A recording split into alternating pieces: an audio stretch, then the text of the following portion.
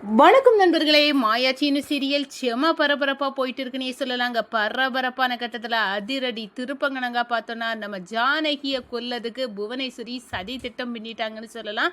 எப்படியாவது இந்த gas cylinder Janaki வீட்டில் வெடிக்கணும், அன்னை நீ தான் இதுக்கு உதவணும் அப்படின்னு சொல்லணும். ஜானகி எனக்கு எதிராக போர்க்குடி தூக்கவ கருகி சாம்பலாக போகணும், கறிக்கொட்டையாக போகணும், அதை என் கண் குளிர நான் பார்க்கணுனே அப்படின்னு ரகுராமின் திமிர அடக்கிறதுக்கு இதுதான் சரியான வழி அப்படின்னு அந்த இடத்துல பசுபதி கேஸ் சிலிண்டரை தள்ளி கொண்டு போகிறாங்க. நம்ம ஜானகி வீட்டில் வெடிக்க வைக்கணும், ஜானகி கறிக்குட்டையாக போகணும், எலெக்ஷனில் அன்ன போஸ்ட்டில் நான் ஜெயிக்கணும் அப்படின்னு புவனேஸ்வரி பின்ன சதியை முறியடிச்சுறாங்க. நம்ம கதிர் கரெக்டான நேரத்தில் கதவை உடைச்சி ஜானகியை மீட்டு அவங்க எலெக்ஷனில் கலந்துக்க வச்சுறாங்க.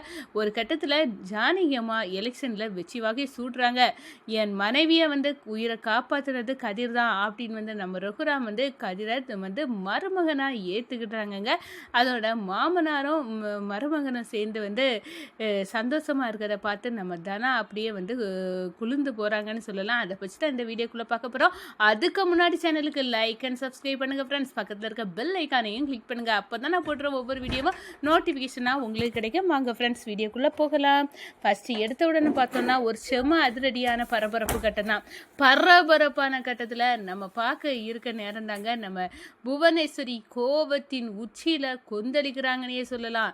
எனக்கு எதிராக நான் அன்ன போஸ்ட்லேருந்து ஜெயிக்கணும்னு நினச்சேன், ஆனால் எனக்கு எதிராக இந்த ரகுராம் தன்னோட மனைவி ஜானகியே விடுறானா, இது சரி கிடையாது. இந்த ஜானகிக்கு நான் யார், என்னோட உண்மையான முகத்தை நான் கோட்டணும், அவள் சாம்பலாகி போகணும், அதுதான் என்னோட ஆசை அப்படின்னு அந்த இடத்துல கொந்தளிக்கிறாங்க. அதுக்காக தன்னோட அன்னைன்ட்ட அன்னை இத்தனை வருஷமாக நான் இந்த நிலைமைக்கு இருக்கேன்னா அதுக்கு காரணம் அந்த ஜானகி தான்.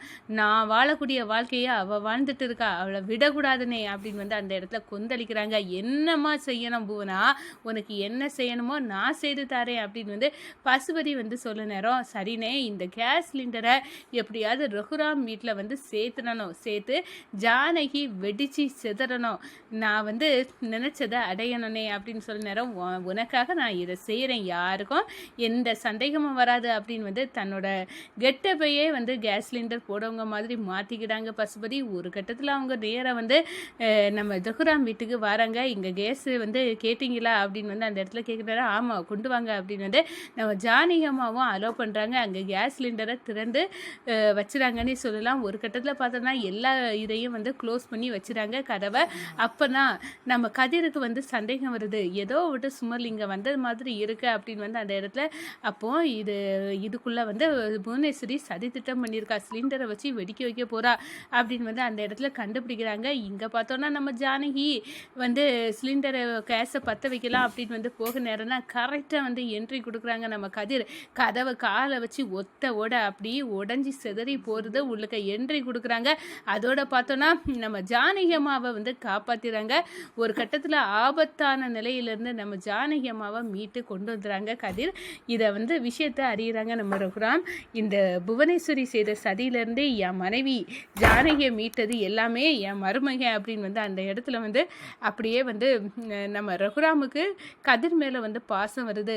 இவ்வளோ தூரம் நம்ம கதிரை வெறுத்து ஒதுக்கணும். ஆனால் இந்த கதிரால் இன்னைக்கு நம்ம குடும்பம் சந்தோஷப்படுது, அந்த அளவுக்கு இவன் பண்ணியிருக்கான் அப்படின்னு கதிரோட ஒரு மதிப்பு வருது. அதே நேரத்தில் பார்த்தோன்னா நேரடியாக நம்ம ரகுராம், நான் உன்னை எவ்வளவோ வெறுத்தேன், ஆனால் என் மனைவி இன்றைக்கி உயிரோடு இருக்கிறதுக்கு நீ தான் காரணம், அந்த அளவுக்கு என் மனைவிக்கு காப்பாற்றிருக்க, நான் உனக்கு நஞ்சு கடன் பற்றியிருக்கேன் அப்படின்னு சொல்லிடுறேன். என்னை வளர்த்தவங்க மாமா, நான் உங்களுக்கு உங்கள் அத்தைக்கும் நான் செய்யாமல் வேறு யார் செய்வா அப்படின்னு அந்த இடத்துல சொல்கிறாங்க. ஒரு கட்டத்தில் பார்த்தோன்னா நம்ம ரகுராம் மனசார கதிரை ஏற்றுக்கிட்டாங்க. மருமகன் மாமனார் உறவு ஸ்டார்ட் ஆகிட்டுன்னே சொல்லலாம் இந்த சைடு. அதே நேரத்தில் பார்த்தோன்னா இந்த சைடு எலெக்ஷன் நடக்குது. இங்கே புவனை அன்ன போஸ்ட்டில் ஜெயிப்பேன் அப்படின்னு கங்கணம் கட்டுனவங்களுக்கு ஷாக்கிங் தான். ஏன்னா நம்ம ஜானகி அம்மாவும் அப்ளை பண்ணிடுறாங்க. எலெக்ஷன் போட்டி ஆரம்பிச்சிட்டுன்னு சொல்லலாம்.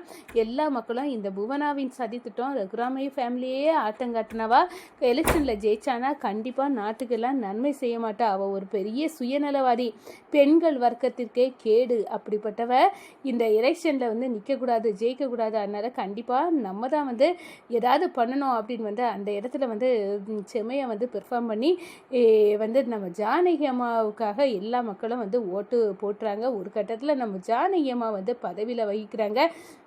நான் வந்து ஜானகி இருக்கிறது வரை நான் இந்த உலகத்தில் வாழ முடியாது, நான் என்னோட வாழ்க்கை நான் வாழ வேண்டிய வாழ்க்கையை அவள் பறிச்சுட்டு போனால் இப்போ எலெக்ஷன்லேயும் நான் வந்து ஜெயிப்பேன் அப்படின்னு வந்து நினச்சிட்டு இருந்தேன். அது முடத்தணும் அப்படின்னு வந்து இந்த ஜானகி வந்து நிரூபிச்சுட்டா. அவள் ஜெயிச்சிட்டா. படிப்பறிவு இல்லாத அவள் எங்கே நான் எங்கன்னே, நான் ஏணி வச்சாலும் அவகிட்ட நெருங்க முடியாத அளவு பவர் இருக்குது. அந்த எல்லாமே ரகுராமோட பவர் தான். உயிரோடையே இருக்கக்கூடாது அப்படின்னு வந்து இந்த குடும்பம் மொத்தமாக என் கண்ணு முன்னாடி அழியணும் அப்படின்னு வந்து அது வரைக்கும் நான் வெளியே வரமாட்டேன் அப்படின்னு வந்து கங்கணம் கட்டிக்கிட்டு ஒரு ரூமுக்குள்ளே சுருண்டு வந்து நம்ம ஜானகி அப்படியே தேம்பி வந்து ஜானகியை நினச்சி நம்ம வந்து புவனா அப்படியே கண் கலங்கி அழுது துடிக்கிறாங்கன்னு சொல்லலாம். இந்த சைடு பார்த்தோன்னா நம்ம மொத்த குடும்பமும் சந்தோஷமாக இருக்குது. நம்ம கதிரம் வந்து இங்கே ரகுராம் வீட்டுக்கு வந்துடுறாங்க. ஒரு கட்டத்தில் பார்த்தோன்னா ஜானகி வெற்றி பெற்றுட்டாங்க. அந்த நியூஸோட வந்து ஆர்த்தி எடுத்து நம்ம ஜானகியை வந்து வீட்டுக்குள்ளே வந்து வரவேற்கிறாங்க. வீட்டில் வந்து தடபுடலாக விருந்து ஏற்பாடு நடக்குது. இதை பார்த்த உடனே கோபத்தோடு வந்து நம்ம பத்மாவும் பார்வதியும் இனி இந்த வீட்டில் மகாராணி எலெக்ஷனில் வந்து வெற்றி பெற்றுட்டாங்களா, இனி வந்து அவங்க ஊர் தலைவி ஆவியாச்சு, இனி இந்த வீட்டில் உள்ள அதிகாரம் மொத்தம் அவங்க கைக்கு தான் போக போகுது. நம்ம வழக்கம் போல் எல்லா வேலைகளும் நம்ம தலையில் தான் உள்ள போகுது, நம்ம தான் வீட்டு வேலைகளெல்லாம் இருந்து செய்ய போகிறோம் அப்படின்னு வந்து அந்த இடத்துல வந்து பேரஞ்சது கணங்க இருக்கிறாங்க. அப்படியே வந்து பார்வதி கோபத்தின் உச்சியில் நம்ம புவனாவுக்கு கால் பண்ணுறாங்க. என்னங்க உங்களை நம்பி நீங்கள் எலெக்ஷனில் ஜெயிப்பீங்கன்னு பார்த்தானா இந்த ஜானகி அக்கா ஜெயிச்சிட்டாங்களே அப்படின்னு சொல்லனா, இப்போ எதுக்கு நீ கால் பண்ண அப்படின்னு வந்து நம்ம பார்வதியை புவனா வந்து வெளுத்து எடுக்கிறாங்க. எல்லாமே முடிஞ்சு போச்சு, நான் ஒவ்வொன்று செய்தாலும் எல்லாமே எனக்கு நெத்தி அடி. அந்த ஜானகி என்னையே தோற்கடிச்சிட்டா, நான் இப்போ வெளியே தலை காட்ட முடியாமல் நிலைமைக்கு இருக்கேன்னா அவள் தான் காரணம், நான் அவளை விட மாட்டேன் அப்படின்னு வந்து அந்த இடத்துல கோபத்தின் உச்சியில் போய் வந்து கொந்தளிச்சு அப்படியே வந்து நடுங்கி போகிறாங்கன்னு சொல்லலாங்க. அதே நேரத்தில் தனா வந்து நம்ம மாயா கிட்ட சொல்கிறாங்க, நான் வந்து என்னதெல்லாம் நடக்கணும் அப்படின்னு நினச்சினோ நடந்து போச்சு. எங்கள் அப்பாவும் என் புருஷனும் ஒன்றுக்கு ஒருத்தர் சேரணும், அவங்க ரெண்டு பேரும் சந்தோஷமாக இருக்கணும், அவங்க மருமகன் மாமனார்னி உறவு மலரணும் அப்படின்னு வந்து நினச்சேன் மாயா. எல்லாம் நல்லா வந்து வந்துட்டு அப்படின்னு சொன்னார். ஆமாம், உண்மையாக இருந்தால் கண்டிப்பாக வந்து என்றைக்குமே வந்து நல்லது தான் நடக்கும். யார் நம்மளுக்கு எதிராக சதி பண்ணாலும் அது எல்லாம் வந்து முறியடிக்க சக்தி உண்மைக்கு இருக்குது, அது என்னையும் தோற்று போகாது அப்படின்னு வந்து அந்த இடத்துல மாயா வந்து சொல்கிறாங்க. நான் பெரியப்பா கண்டிப்பாக ஒரு நாள் உங்களை புரிஞ்சுக்கிடுவாங்கன்னு நினச்சேன். இப்போ அது நடந்துட்டு யார் என்ன சரி பண்ணாலும் எல்லாமே முறியடித்து ஒரே குடும்பமாக இப்போ சந்தோஷமாக இருக்கோம் அப்படின்னு வந்து அந்த இடத்துல வந்து நம்ம ரகுராம் ஃபேமிலி வந்து சந்தோஷமாக இருக்குது. இந்த ஒரு இருட்டறைக்குள்ள தலைவிரி கோலமாக புவனா வந்து கண்ணை தள்ளி கண்ணீர் விட்டுட்டு இருக்கிறாங்க, பழி வாங்கும் உச்சியில் இருக்காங்கன்னு சொல்லி